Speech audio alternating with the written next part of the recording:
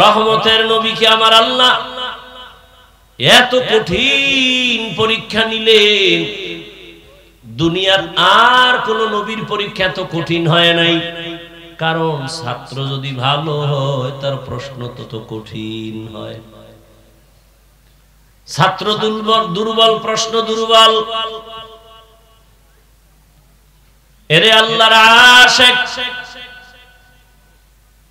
মহামারী করোনা আঙ্গুল দিয়ে দেখায় দিছে, দেখ শুধু বাংলাদেশ না, ইন্ডিয়া না, রাশিয়া, আমেরিকা না, সারা দুনিয়ার পরাশক্তি সব মাস্তানেরা মাথা নত করে ফেলেছে।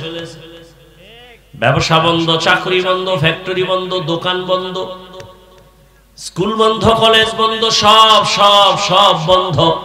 তাকাইয়া দেখছো নি না ভুইলা গেছো রে বাঙালি মুসলমান যে একটা মাদ্রাসাও কখনো বন্ধ হয় নাই। ট্রিপল মার্কস লাগাইছে, ট্রিপল মার্কস। কুলাঙ্গার দুই সন্তান, শিক্ষিত কুলাঙ্গার, বাবারে করোনায় ধইরাই মাইরে ফেলাইছে। কুলাঙ্গার দুই শিক্ষিত সন্তান ট্রিপল মার্কস লাগায় বাবার কাছে যায় না, মরবেই ভয়। এলাকার গরিবের ডাক দিয়া কয় টাকা নে, লাশটা রাস্তায় ফালায় দিয়ায়। এলাকার লোকের টাকা নিয়ে রাস্তায় লাশ ফালায় দিস। ইতিহাস ভুলিস না রে জাতি। ওই কুলাঙ্গার দুই শিক্ষিত সন্তান দরওয়াজা জানালা বন্ধ করে ঘুমাইলো, একবারও গিয়া দেখলো না বাবার লাশের জানাজা কি হলো নাকি লাশটা কুকুরে খেয়ে ফেললো, খবর নেই নেই। এই 10টা সন্তান জন্ম দিয়ে লাভ কি যদি কুলাঙ্গার হয়? আর সন্তানের মতো যদি একটা দিতে পারো, কাজী কবি নজরুলের মতো, এক সন্তান তোমার গোটা দুনিয়ার সম্মান নিয়ে আসবে ঘরে। এজন্য সন্তান চাইও না, আদর্শ সন্তানের জন্য দোয়া করিও মা বাবা।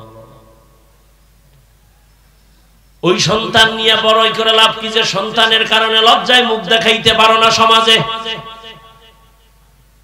সন্তান এই পরিমাণ আকাম করে, মাও মুখ দেখাইতে পারে না, মহিলারা গালি দেয়, বাবাও সমাজে দাঁড়াতে পারে না, পুরুষেরা ধমক দেয়, লজ্জা দেয়, তোর ছেলে এত খারাপ কেন? এরে আল্লাহর গোলাম, ওই সময়ে করোনার শত শত লাশ আমার দেশের টুপিওয়ালা উলামায়ে কেরামরা নিজের কাঁধে নিছেন, জানাজা পড়াইছেন, গোসল করায়, কাফন পরায়া কবরের মধ্যে দাফন করেছেন শত শত লাশ। আমাদের হুজুরেরা, একজন হুজুরেও করোনায় মরে নাই। এই জন্যই তো বলি, তোরা যাদের পিছনে ঘুরা দাড়ি কাটছো, নামাজ ছাড়ছো, এরা তোদের দুশ্মন। স্বার্থে আঘাত লাগলে দল থেকে নাম কাটবে না, কল্লা কেটে ফেলবে, লিখে রাখ। সোনার বাংলার রাজনীতি চিনলি না, স্বার্থের জন্য তোরে কুত্তার মতো ব্যবহার করে। স্বার্থে যদি আঘাত লাগে অন্য দল লাগবে না, নিজের দলের লোকেরা তোর কল্লা কেটে ফেলবে, দল থেকে নাম কাটলেই সারবে না। বানায় বলতেছি, বল এই যুবক, বানায় বলতেছি, এ আকাম চলে না দেশে। কারণ সব চান্দাবাজ আর ধান্দাবাজ। একমাত্র এই জাতির জন্য কলিজার আপন হলো উলামায়ে কেরাম। ছাত্র জনতার আন্দোলন, উলামায়ে কেরাম নিজে ময়দানে নামছেন, ক্ষমতার জন্য নামে নাই। উলামায়ে কেরাম কোনদিন কারো জন্য বরদোয়া করে না। আমাকে একটু বলো বাবা, তুমি তো অনেক বুদ্ধিমান, আমরা তো বোকা। যারা সরকারি চাকরি করে, বেসরকারি চাকরি করে, তাদের ডিউটি কয় ঘন্টা?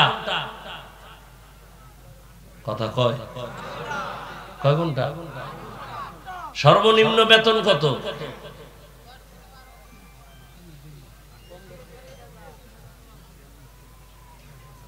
বুঝেন না? না, সব বুঝেন।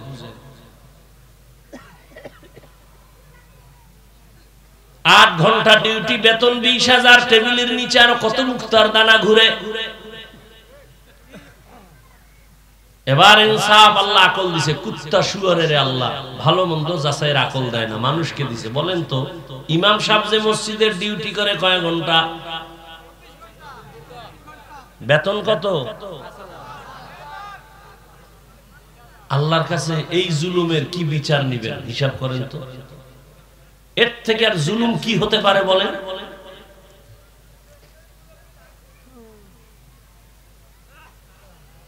রিকশাওয়ালা ইমামের ধমক দেয়, এক ওয়াক্ত নামাজ না থাকলে কয় হুজুর গেছিলেন কই? কে তুই? বলে আমি রিকশা চালাই। তুই আমাকে জিজ্ঞাসা করো, এত বড় বেয়াদবি?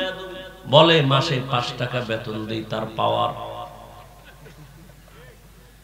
সভাপতি দেয় মাত্র 100, সেক্রেটারি দেয় 50, তাও ঠিক মতো মাসে মাসে দেয় না। চাইতে গেলে একজন সেক্রেটারির বেতন যখন চাইছি, কয় আমার ঘরে চাল নাই।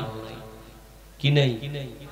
আমি বললাম সেক্রেটারি সাহেব, আমি ওয়াজ মাহফিল করি, আমার টাকার তেমন প্রয়োজন হয় না, কিন্তু আপনার ঘরে চাল নাই, তার মানে আপনি মসজিদে টাকা দিয়ে ঘরের চাল কিনেন। কি এরকম গুন্ডা নাই এদেশে? মসজিদের টাকা খায় তো ওর কিডনি নষ্ট হবে না, ওর উপরে ওর ক্যান্সার হবে না তো কার হবে? ওর মাইয়া ফলা ফকিন্নি হবে না তো কে হবে? ওর মাইয়া ফলার হাত পাও ভাঙবে না, কিডনি নষ্ট হবে না, পঙ্গু হবে না তো কাটতে হবে? এই মাদ্রাসার টাকা যারা ডানবাম করে, মসজিদের ডানবাম করে, খোঁজ নাও, সবগুলোর মাইয়া ফলা ভঙ্গু হয়ে যাচ্ছে, খবর নাও। এটা আগুন, আগুন, সব আগুন পেটে নেওয়া যায়। রাগ করতেছেন? মরে গেলে আর বলনেওয়ালা, এই লাইনে আমি যদ্দূর বলি, আমি মরে যাব আর বলবেন বলনেওয়ালা 2-4 জন যা আছে, এরা মরে গেলে সব একাকার হয়ে যাবে, আর বলারও লোক থাকবে না। আল্লাহ হেদায়েত দান করুন। ইয়া আইয়ুহাল্লাযীনা আমানুত্তাকুল্লাহা ওয়াল তানজুর নাফসুম মা কদ্দামাত লিগাদ ওয়াত্তাকুল্লাহ। এরে আমার কলিজার যুবক, কয়দিন আর যৌবনের বাহাদুরি করবা? যৌবনই নেই, বাহাদুরি করবি কসু। তোর অফিসে মাইয়েরা ঘুরে না, টাকার জন্য ঘুরে, তোর জন্য ঘুরে না। হুজুর কসম খায়া লাইছে। আমি কি সিরিয়াল কত খায়া কেমনে কম? আমি কি তোরটা কত? 3 মাইয়ার সিরিয়ালও 3। ও 2 ছেলের শেষ করে তোর সাথে কোরআন শপথ করছে। এবার তোরে ধ্বংস করে দিয়ে এরপরে যাইব ঘর থেকে, রেডি থাক। ডানা কাটা ভরি না তো, ডানা কাটা ভরির কামি তুইল ডানা কাটা। ও ঘরে আইয়া তোর মায়েরে কইবে, তোর মায়েরে বাদ দে, ওর ডানা ভালো না, ব্যবহার খারাপ। কিছুদিন পরে কইবে তোর বাপেও খারাপ, তুই তো মগা, আর পাও দোয়া পানি খাইছো। তুমি বলবে এখন কি করি? কয় বাড়ি ছেড়ে শহরে ল, ভাড়া ল রুম, 2-3 রুম ভাড়া লই। এবার ও ঘুরে, তুইও ঘুরে। কিছুদিন পর কয় আসলে তোর ডানাটাও বেশি ভালো, তোরে ফকির বানায়। এবার বলবে আমি হিজরত করলাম, যা। কি মুরব্বীরা রাগ করেন? বানায় বলতেছি, হ্যাঁ এগুলি নাই সমাজে। জিন্দেগি মে বন্দগি তু করনা হে, जिंदगी में बंदगी तू करना है, जिंदगी बे बंदगी शर्मिंदा है, जिंदगी बे बंदगी शर्मिंदा है। মানুষ ভুলের উপরে চলতে চলতে সঠিকটারও ভুল মনে করে, চলতে চলতে সত্যটাকেও মিথ্যা মনে করে। আল্লাহ দয়া করে ওয়াজের প্যান্ডেলে নিয়ে আসছেন বেহেশতের বাগান, বড় দামি মজলিস, বসা মাত্র গুনাহ মাফ। সুবহানাল্লাহ না? কেমনে আইবে? যেই তালে বিড়ি টানে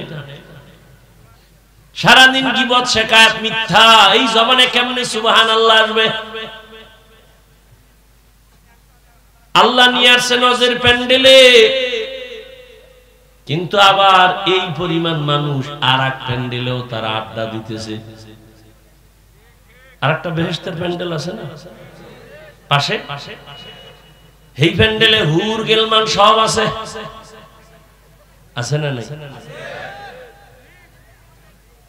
তাজা তাজা কবিরা গুনাহ হয়। আরে ওয়াজ উপলক্ষে কেন দোকানপাট হবে, মার্কেট হবে কেন? আপনি তো কোরআনের বয়ান শুনতে আসছেন 2-1 ঘন্টা, কেন মার্কেট করবেন? আপনাদের আশেপাশে স্থায়ী বাজারের অভাব নাই। আবার হোক 2-1টা দোকান, খানা দানার প্রয়োজন, একটু চা বিস্কিট খাবে মানুষ দূরের থেকে আসছে, সেটা ভিন্ন, কিন্তু খেলনার দোকান কেন, বেলুনের দোকান কেন? আবার এমন দোকান হবে কেন যেই দোকানে মেয়েও ঢুকবে, যুবক ঢুকবে, যুবতীরাও ঢুকবে, কবিরা গুনাহ হবে। আর ওই গুনার দায়ভার কারা নিবে? বিবেকের প্রশ্ন রেখে গেলাম, বলার দায়িত্ব আমার, মানবেন কিনা সে দায়িত্ব আপনার। ও যে এসে বেলুন কিনছে, বেলুন কেতনা বড় ইতর, প্লাস্টিকের মাছ কিনছে, এটার কান্দে ঝুলাই বাসায় যাবো। বউ কইব অজে গিয়ে কি পাইছো? যে মোনাজাতে বেলুন কবুল হয়ে গেছে। হাসেন, লজ্জা থাকলে কান্না করা উচিত। 1500 বছর আগে রহমতের নবী বলে গেছেন, যাদের লজ্জা নাই ওদের ঈমান নাই। লা ঈমানা লিমান লা হায়া আলা ওয়া ক্বালা আল হায়াউ শুবাতুম মিনাল ঈমান। লজ্জা ঈমানের মারাত্মক এক অংশ, যাদের লজ্জা নাই ওদের ঈমান নাই। আল্লাহ হেদায়েত দান করুন। কে বুঝাবে এই কথা? বলারও মানুষ নাই, বুঝারও মানুষ নাই, বিরোধিতার মানুষ আছে। ও আমার কলিজার যুবক, এতক্ষণ আমি আপনাদের যত কথা শুনাইলাম একবারও কিন্তু বলি নাই সবাই আমগো মতো হুজুর হও, তাসবিহ হাতে নাও, স্কুলে তালা লাগায় মাদ্রাসায় যাও। একবারও বলি নাই, বলবো না, কোনো ভয় নাই। বরং আমি বক্তা একা, আমার তদন্ত মতে আর দ্বিতীয় কোনো বক্তা আমি পাই নাই যে যুবকদেরকে এই পরিমাণ সাহস দেয় যে স্কুলে পড়, কলেজে পড়, চাকরি কর, ব্যবসা কর। দ্বিতীয় বক্তা পাই নাই। বরং আমাকে অনেকে বাধাও দিছে, আপনি এমন কেন বলেন? আমি বলি এমনই বলবো। আমি পাঁচকল্লিওয়ালা, একবারও বলি নাই তুমি পাঁচকল্লি তুমি মাথায় দাও। আমি কওমি মাদ্রাসার সন্তান, আমি একবারও বলি নাই কওমিতে না পড়লে তোর কপাল খারাপ। আমি তাবলীগের লাইনের সন্তান, একবারও বলি নাই তুমি তাবলীগ না করলে জাহান্নামে যাইবা। আমি পীর সাহেবের মুরিদ, শুধু মুরিদি না, যারা পীর মুরিদি পছন্দ করে না, আমি কসম খায় বলি তারা ভণ্ড। এদেরকে যারা ভণ্ড বলে না তারাও ভণ্ড। কি মনে হয় গাঞ্জা খায় বইছি? চেহারায় কয়, হ্যাঁ তোর চেহারার দিকে তাকাইলে মনে হয় তুই দালাল, তুই গাঞ্জা খো। আমার চেহারার দিকে তাকাইলে মনে হয় আমি গাঞ্জা খাইছি। আমাকে দালাল বলো কেন? আমি কি আওয়ামী লীগের পোশাক লাগাইছি, বিএমপির পোশাক লাগাইছি, জাসতের পোশাক লাগাইছি? তোমার পোশাকের দিকে তাকাইলে সন্দেহ হয় তুমি কোন দালালি করো। তুমি আমাদেরকে দালাল বলো কেন? তোমাকে এই বেয়াদবি করার সাহস কে শিখিয়েছে তোমাকে? মানে কপাল যতটুকু ছিল তাও নষ্ট করতেছো।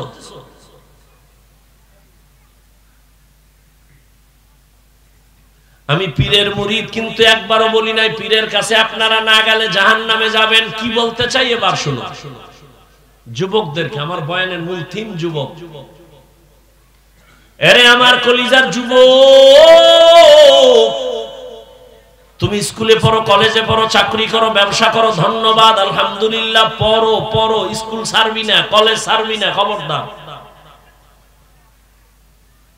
ওখানে পরে ডাক্তার, ইঞ্জিনিয়ার, প্রফেসর হও, এসপি হও, ডিসি হও, এমপি হও, মন্ত্রী হও,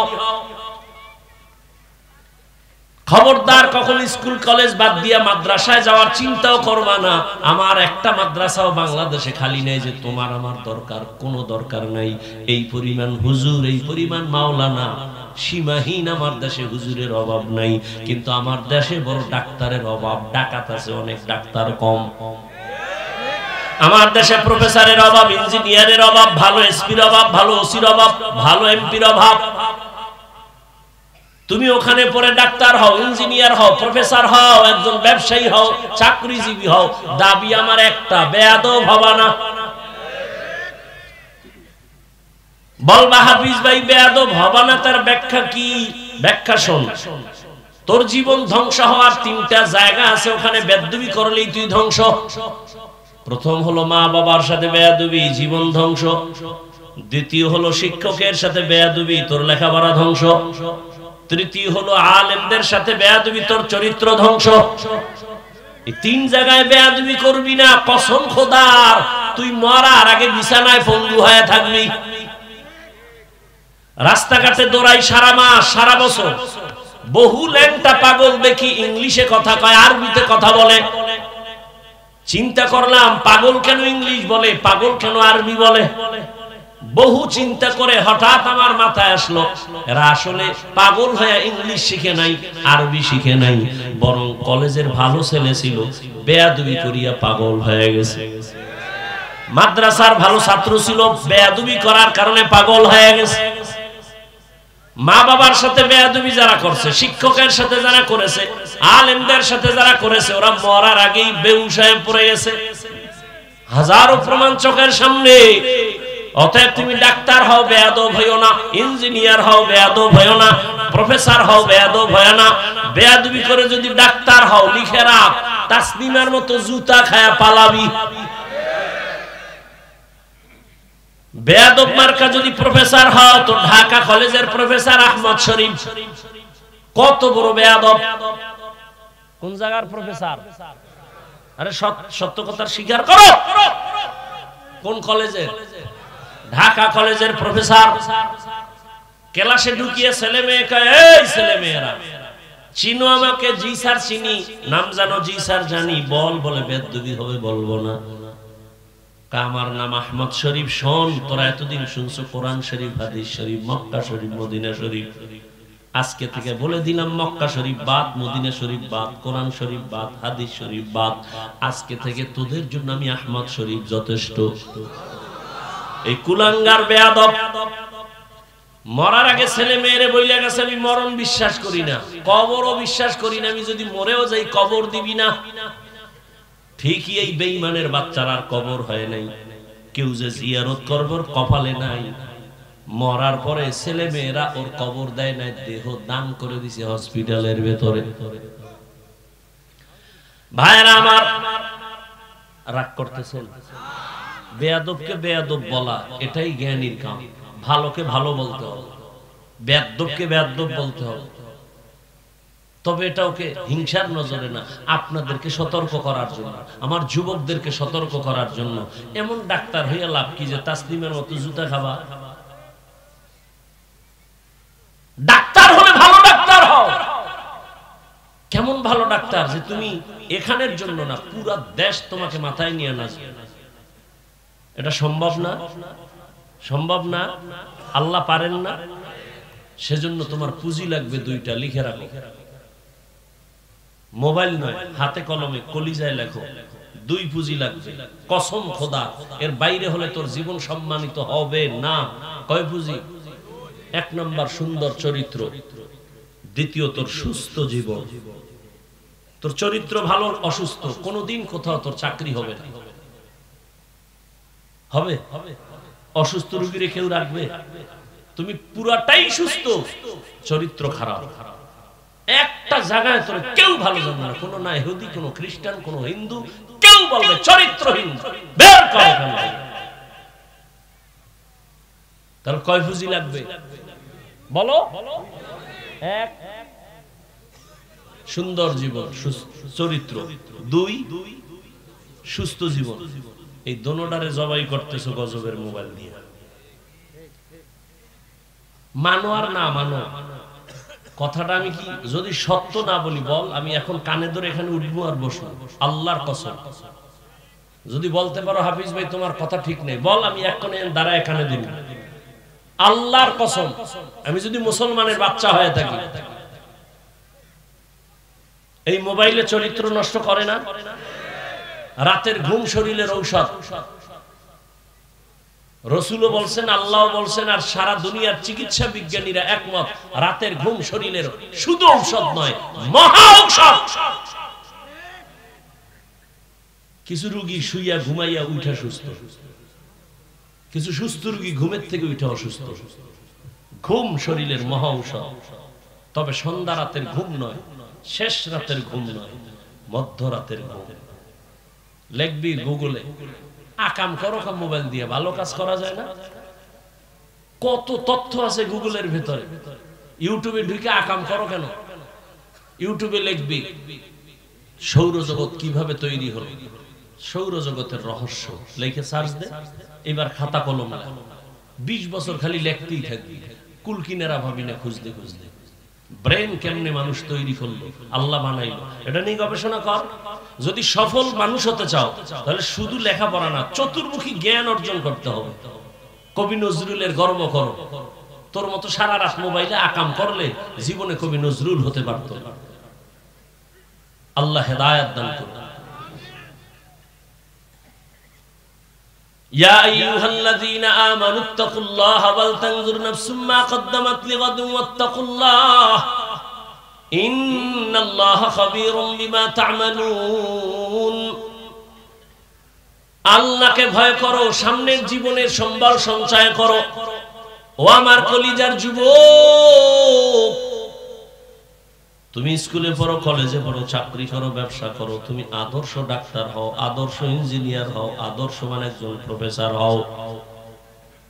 এখন তুমি মনে মনে ভাববা, হাফিজ ভাই কথা সুন্দর, কিন্তু এগুলি কেমনে সম্ভব? বাস্তবে দুই একটা উদাহরণ দিয়ে আমি সম্ভাবনার কথাটা পেশ করে দিচ্ছি। বাবা, তুমি সত্য কথাটার একটু আমাকে শেয়ার করিও, সাক্ষী দিও। তোমার মতো যুবক জীবনে মাদ্রাসায় পড়ে নাই, কোনদিন আলিফ বা তাও শিখে নাই, এমন যুবক কি আছে তোমাদের লাইনে? স্কুলে পড়ে, কলেজে পড়ে, 5 বেলার নামাজ পড়ে, বাস আর ওয়াজ লাগবে না, এটাই তোমার জীবনের শেষ ওয়াজ। শুধু বিবেকটাকে প্রশ্ন করো, তোমার মতো যুবক যদি স্কুল কলেজে পড়িয়া নামাজ পড়ে, বলো বাবা তুমি কেন পারবা না? তোমার কপাল কেন এত দুর্বল? তোমার মতো যুবক জেনারেল লাইনে থাকিয়া র‍্যাব, আর্মি, পুলিশ, বিডিআর এর চাকরি করে, নামাজি নাই। ওসি, ডিসি, এসপি নামাজ পড়ে, এমপি, মন্ত্রী, মেম্বার, চেয়ারম্যান নামাজি, দাড়িওয়ালা, ব্যবসা করে, চাকরি করে, তুমি কেন পারো না? তোমার মতো যুবক রাস্তায় গাড়ি চালায়, নামাজ পড়ে, বলো তুমি কেন পারো না? তোমার মতো যুবক তাকায় দেখো নদীর মধ্যে মাছ ধরে, নামাজ ছাড়ে না, বলো বাবা তুমি কেন পারবা না? তোমার মতো বান্দা ময়দানে কৃষি কাজ করে, নামাজ ছাড়ে না, তুমি কেন পারবা না রে বাবা? অনুরোধ করে বলছি, আল্লাহর গোলাম হও, মানুষের গোলাম হইও না। আল্লাহর গোলাম হও। কার গোলামি করবা? যার গোলামি করবা, কেউ তোমার বন্ধু হবে না, বরং স্বার্থে আঘাত লাগলে তোমারে আর ভালো জানবে না। আমার আরে করছো তো, একটা শখ থাকে, করলাম না, করছো তো, মনে চাইছে পার্কে যাবি, দিছো তো, যে বাধা দিছে মনে করছো সে তোমার দুশমন। তাহলে জীবনে তো পার্কে কম দৌড়াও না, আর কতদিন দৌড়ানোর পরে তোমার আশা মিটবে, তারপরে তওবা করবা। ও আমার যুবক বাবারা, জীবনে কত নামাজ ছাড়লা, আর কতবার নামাজ ছাড়লে তোমার মনের আশা পূরণ হবে, তারপরে তওবা করবা। জীবনে তো দাড়ি কম কাটো না, আর কতদিন দাড়ি কাটলে তোমার আশা মিটবে, তারপরে তওবা করবা।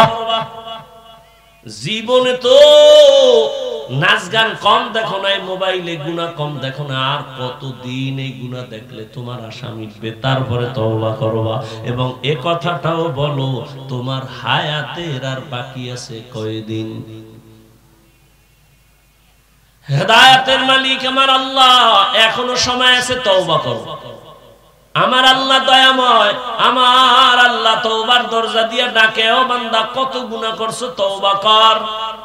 মনে মনে যদি বলতে পারো, হে মালিক আর নামাজ ছাড়বো না, দাড়ি কাটবো না, বেপরদায় চলবো না, মা বাবার দোয়া নিয়ে আগাও। ও পর্দার আড়ালের আম্মা জান, বোনেরা, এতক্ষণ আপনাদের সন্তানদের জন্য যেই পরিমাণ কথা বললাম, আপনাদের দোয়া না থাকলে এগুলো কোনোদিন বাস্তবায়ন হবে না।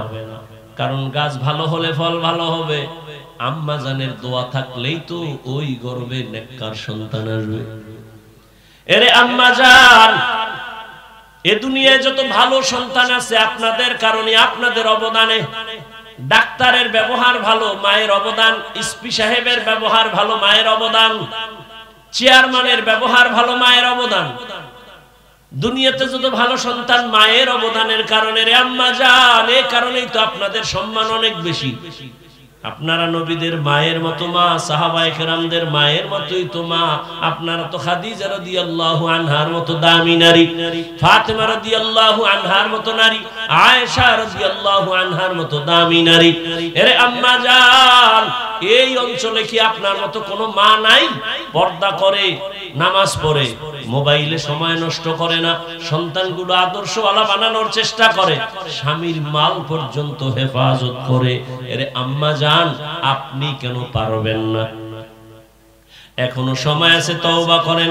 2 মিনিট একটা ঘটনা বলেই মুনাজাতের দিয়ে যাও। আমার পরে ওয়াজ করবে কেউ?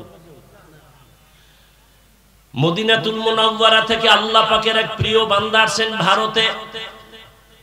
সবাই তার নাম জানেন, খাজা মুঈনুদ্দিন চিশতি আজমিরি রাহমাতুল্লাহি আলাইহি। কালেমার দাওয়াত দিলেন, ঘুরে ঘুরে ঘুরে ঘুরে দাওয়াত দিলেন।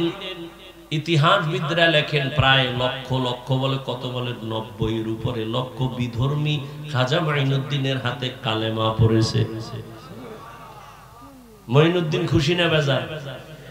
একদিন মায়ের সামনে খুব আনন্দিত। মা বলে, এই মুঈনুদ্দিন এত আনন্দিত কেন?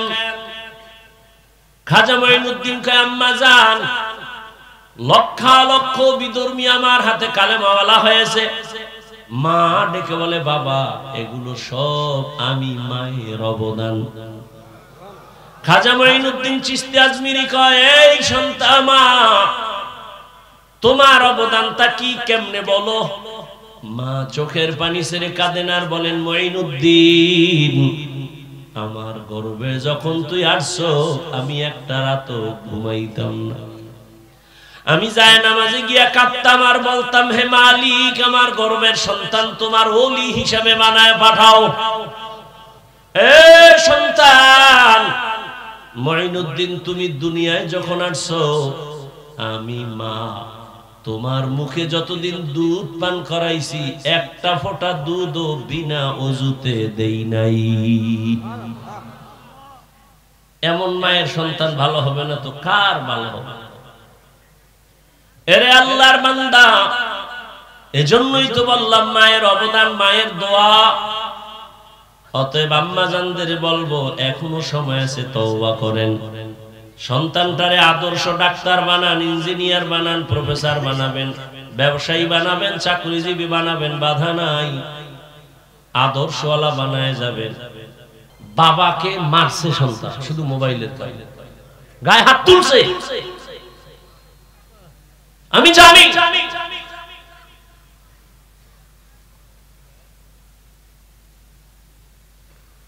হ্যাঁ, মা বলছে, তোরে যেন আল্লাহ গাড়ির তলে ফালায় শেষ করে। আর এই খবরটা যেন আমার কানে আসার আগে আমি মরে যাই। ঠিকই চাক্কার তলে বেড়ে গেছে।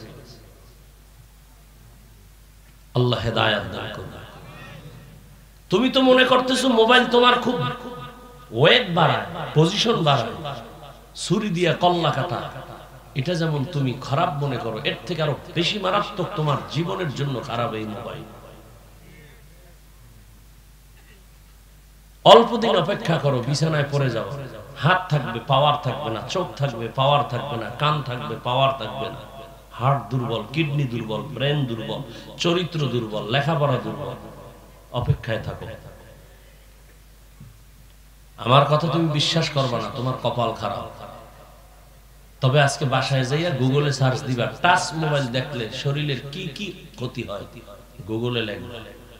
চিকিৎসা বিজ্ঞানীরা ডিটেইলস ওখানে লিখে দিয়েছে টাচ মোবাইলে শরীরের কি কি ক্ষতি হয়। আমি বলে দিলাম, তুমি বাসায় গিয়ে মিলাও যাও।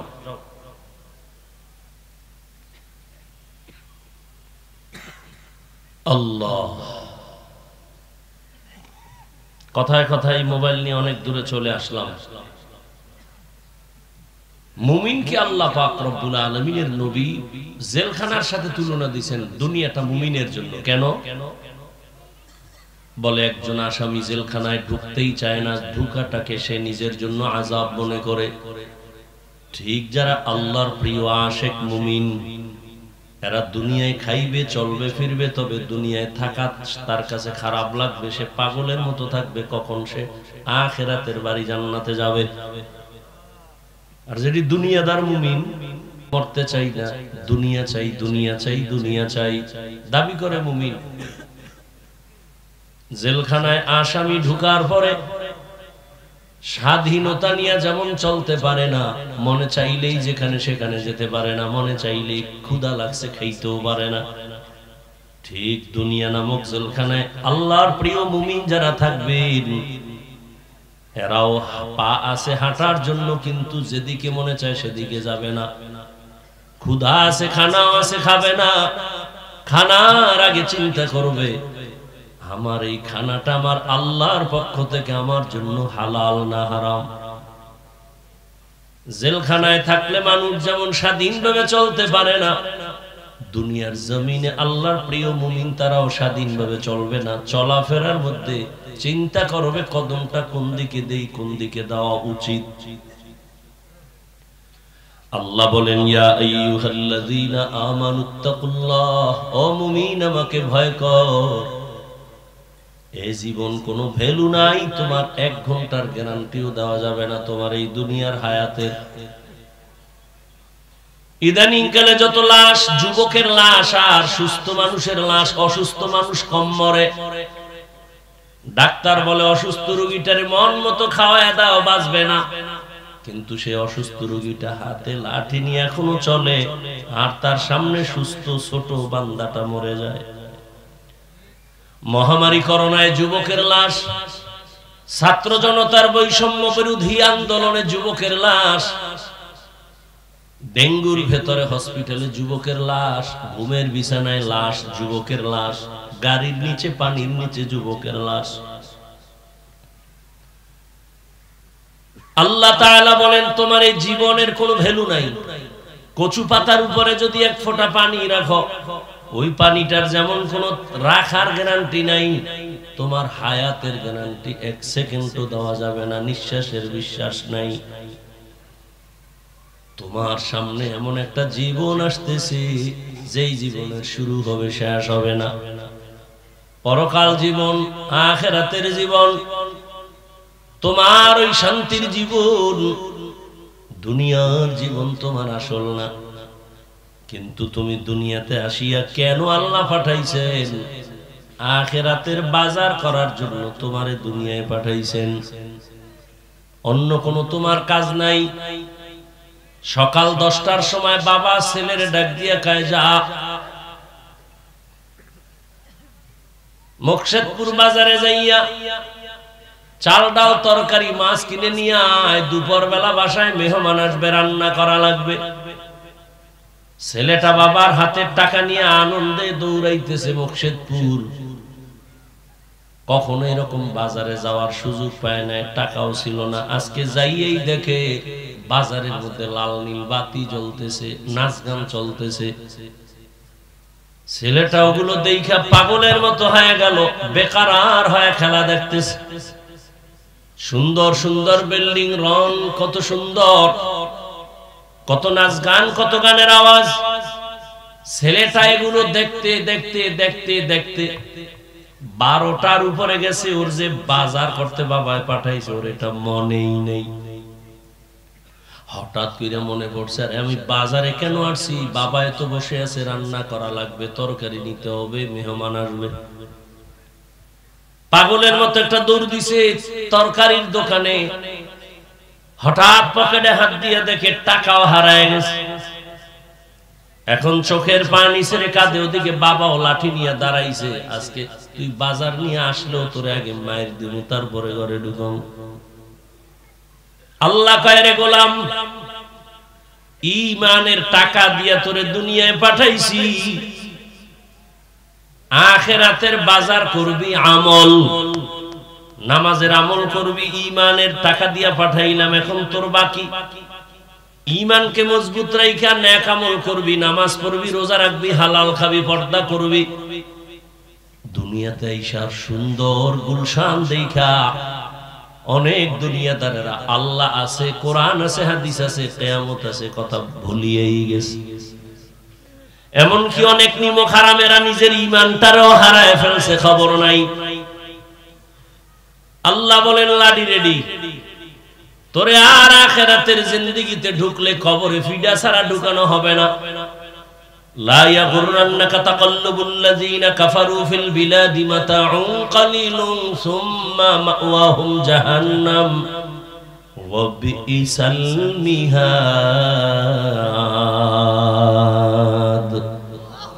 বেঈমান কাফেরের গুলশান বনানি দেখে পাগল হইস না।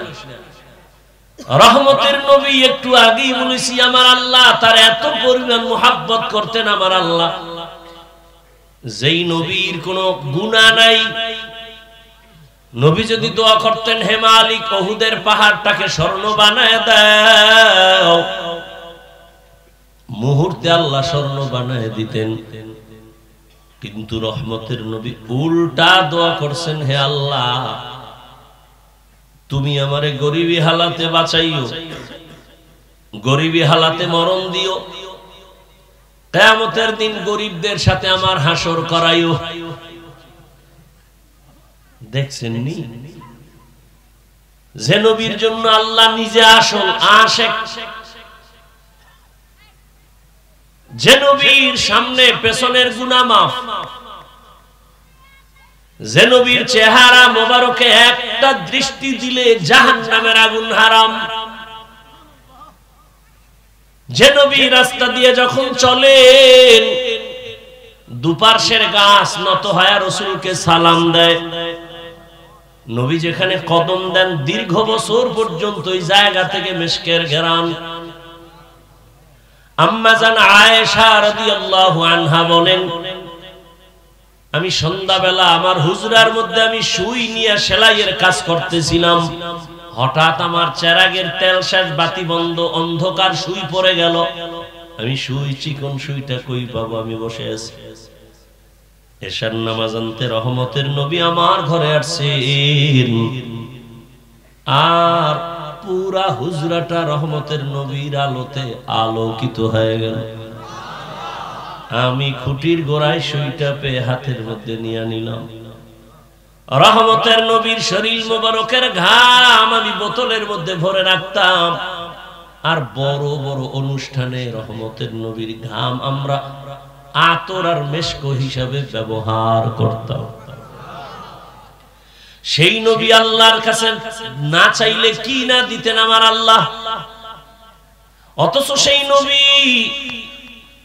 দ্বীনের জন্য পেটে পাথর, একদিন না 3 বছর পর্যন্ত নবীর আপন বংশের দুশমনেরা শিয়াবে আবু তালিবের মধ্যে গৃহবন্দী করে পানি দেয় না, খানা দেয় না। নবী গাছের পাতা সিরা সিরা খাইয়া খাইয়া পেটে ক্ষুধা নিবারণ করে। রহমতের নবী চোখের পানি ছেড়ে কাঁদেন, আল্লাহ এমন পরীক্ষায় ফালাইছো, আজকে মাও নাই যে মাকে বলবো একটু দোয়া করিও, আমার আব্বাও নাই, দুনিয়াতে এসে একবার আব্বা বলে ডাক দিতেও পারি নাই। এরপরও তুমি যা পরীক্ষা করো পাশ করাইয়া দিও, দুনিয়ার লোভ যেন আমার আকৃষ্ট করে না পারে। ও গরিবেরা, নবী বলে বড় লোকের বাড়ি গাড়ি দেখে আফসোস করিস না, কিয়ামতের দিন বড় লোকের 500 বছর আগে গরিব তুই জান্নাতে চলে যাবি।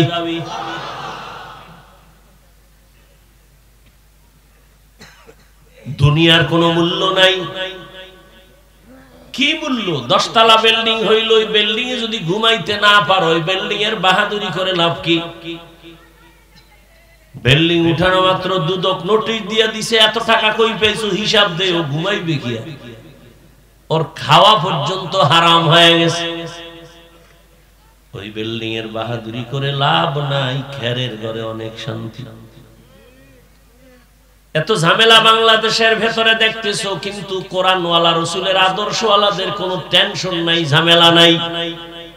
চেয়ারম্যানের চেয়ারের মেয়াদ শেষ, এমপির মেয়াদ শেষ, মন্ত্রীর মেয়াদ শেষ, ওসপিডিসির মেয়াদ শেষ, আর আমরা কোরআনওয়ালাদের চেয়ারের কোনো মেয়াদই নাই। আবার শেষ কিসের?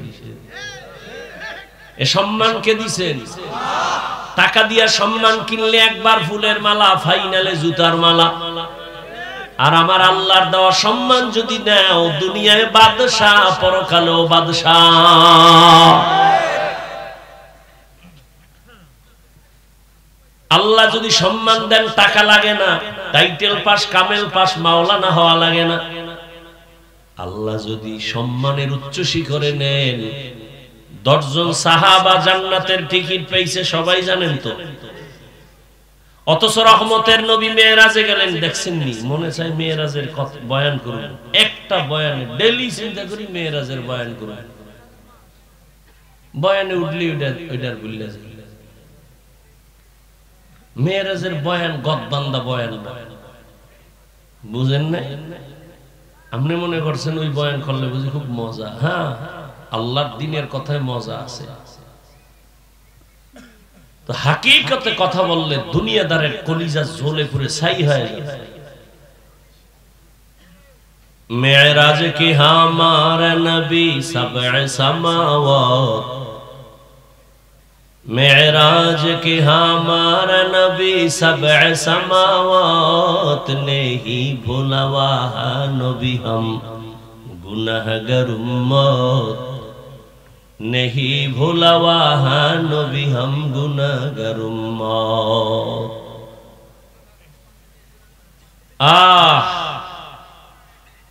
এ সন্তান মঈনুদ্দিন, তুমি দুনিয়ায় যখন আসছো, আমি মা তোমার মুখে যতদিন দুধ পান করাইছি, একটা ফোঁটা দুধও বিনা ওযুতে দেই নাই।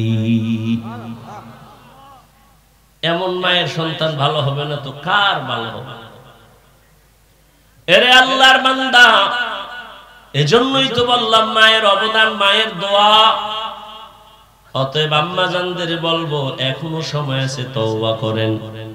সন্তানটারে আদর্শ ডাক্তার বানান, ইঞ্জিনিয়ার বানান, প্রফেসর বানাবেন, ব্যবসায়ী বানাবেন, চাকরিজীবী বানাবেন, বাধা নাই।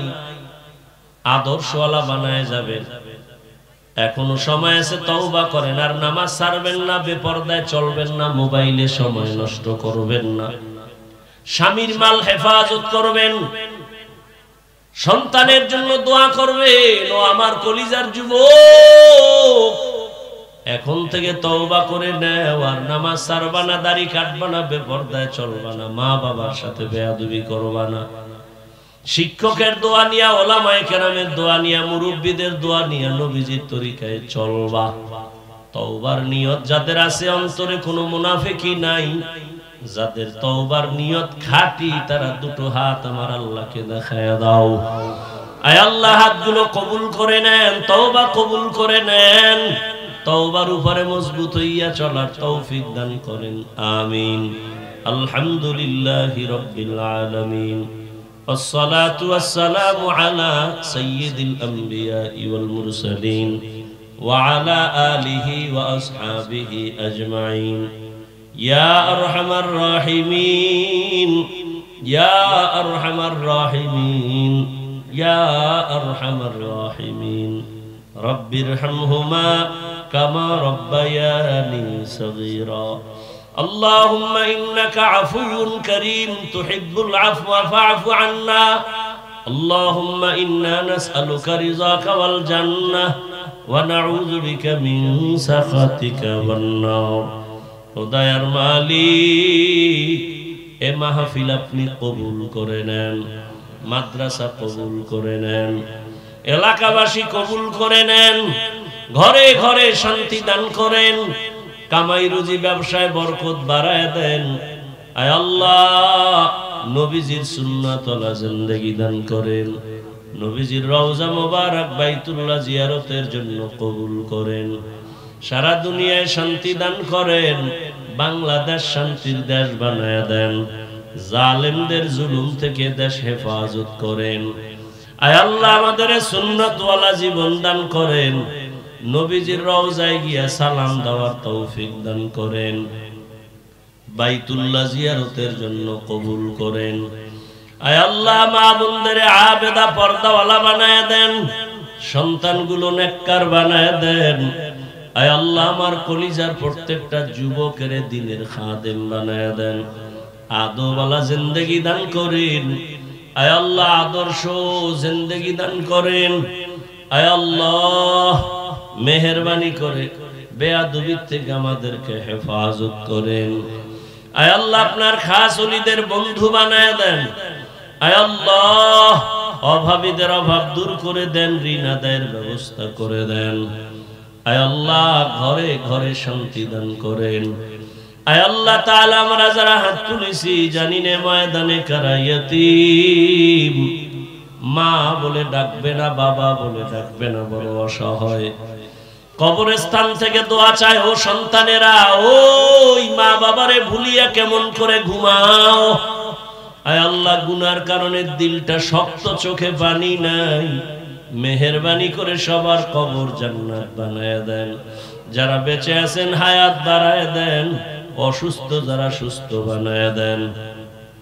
আয় আল্লাহ সুস্থতার নিয়ামত বাড়ায় দেন, নবীজির মহাব্বতে দ্বীনের নিসবতে আয়াত আওয়াজে কথায় রুহানিয়াতে স্পষ্টতা বাড়ায় দেন।